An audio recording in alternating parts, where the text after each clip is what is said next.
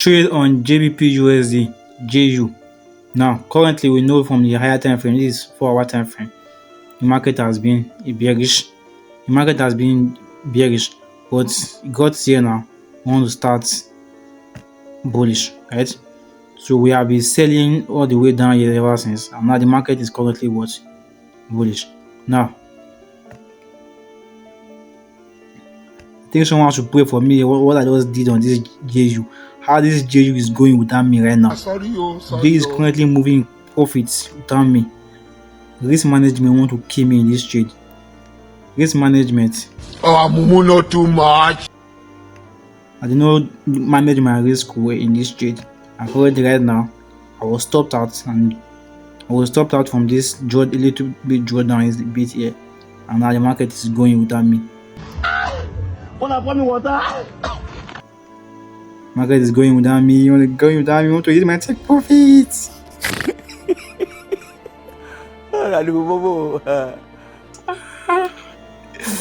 Man, I've been in a lot of profit right now, man.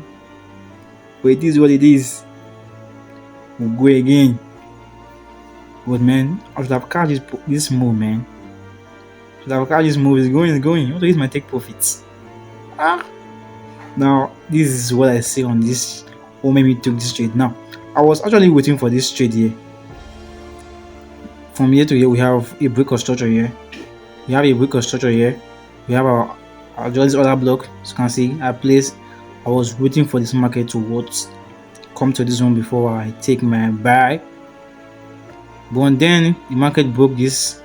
It broke the resistance again with a full body candle, and me going to my 1 hour time frame, I saw an order block that led to the break of structure, so I marked it out.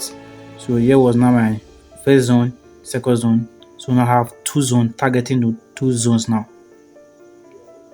Target to two zones, and the market eventually tap into it.